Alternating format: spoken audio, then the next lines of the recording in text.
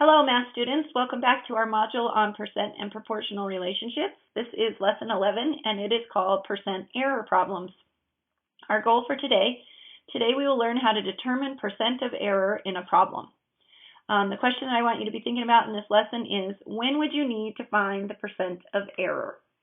All right, so what it means when you're working with problems that are requiring you to figure out the percent of error is they want to know where the mistake happened.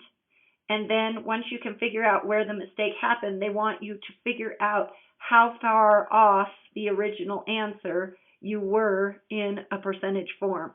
So that's why it's called a percent error problem. There are some specific things that you need to know to be successful with this. So under the things to know, percent error helps people understand what an error can do in a situation. Percent error can be easily calculated if you have the exact information you need. There are two parts you must have to determine the percent error. They are exact value and approximate value. So you need to know what was the exact value and the approximate value. The exact value is the real amount. The approximate value is the guessed amount.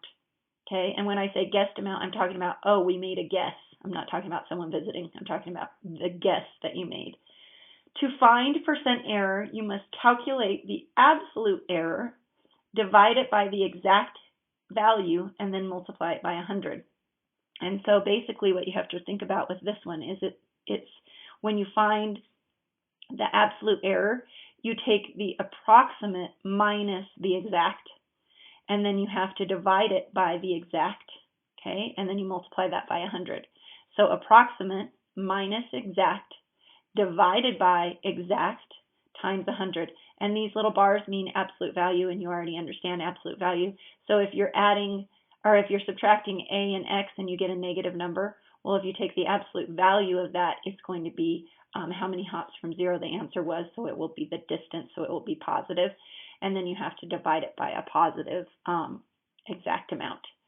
So then you're going to multiply that by 100, and that will give you your percent of error. Okay, so it's kind of very similar to the one where we were working with percent increase and percent decrease when you had to take your new minus your old and then divide it by your old. It's very similar to that, except for we're talking about approximate means the amount you guessed minus the amount that was real, exact, divided by the real, and then you multiply that by 100.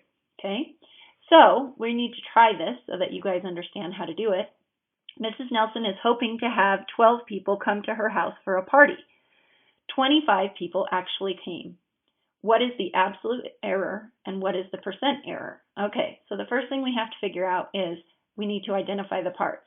The exact value in this one was 25 because that's how many people actually showed up. The approximate value in this one was she was hoping to have 12. Okay, then it says determine the absolute error. Remember, the absolute error is when you take the approximate minus the exact. So I have to take 12 minus 25, and then when I get done, I have to take the absolute value of that, because I know that if I have 12 minus 25, I'm actually going to get an answer of negative 13, right? But I take the absolute value of negative 13, and I get 13. So the absolute error was 13, okay? And then you use that absolute error, and it says determine the percent of error. So now I have to take that 13, and I have to divide it by the exact, which was 25, right? So now I'm going to take 13 divided by 25, and 25 can't go into 1 evenly, 25 can't go into 13 evenly, 25 can go into 130, and I'm going to say 5 times because I'm thinking of quarters, which means that I have 125. Subtract that off, and I get 5. And now I bring down my 0, and then I get 2. And so now I can see that I have a percent error of 0.52, and the last step says that I'm supposed to multiply that by 100. So 0, 0, 0, placeholder, 0, 0, 0, placeholder, placeholder, 250, and then bring those all together, and then I go over 2 places. So now I know that there was a 52% error in my calculations of who was going to show up to my party. That's half, okay? So to me, I would say for this, that if my percent is half of an error, I'm going to call that pretty large, because that's a big difference. If I was only anticipating 12 people and 25 showed up and I had to provide them food, that's a huge difference of having enough food for all of those people who actually showed up. So a 52% error is a pretty large percent error. If it was only like 1%, then I would get to circle small. But this is not small. This is pretty big. That's half of the people that I wasn't anticipating that showed up. So that's a pretty large percent error. Okay, so now what you get to do is you get to try one. It says, try this one. At a winter dance, the student council anticipated 450 students. 510 students actually came to the dance. What is the absolute error, and what is the percent error? So remember your steps. For step 1, it says that you need to identify what is your exact. Okay, you need to identify what is your approximate. Remember, your exact is what actually happened. Your approximate was what your guess is. Then step 2 is that you have to figure out what your absolute error is. Your absolute error is determined by taking the absolute value of the approximate minus the exact, okay? And then your step 3 is that you have to take that answer that you got on step 2 and you have to divide it by the exact, right? And then don't forget to multiply it by 100 because that's going to give you your percent, okay? So I'm not going to do this one for you.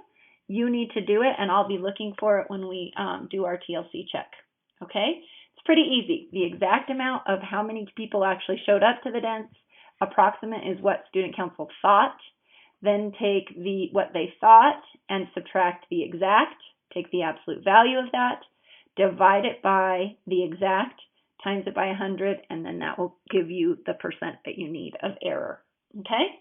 All right, so let's go back to our goal for today. Today we will learn how to determine percent of error in a problem, which is what we did. We did 2 problems, so you should be good with that.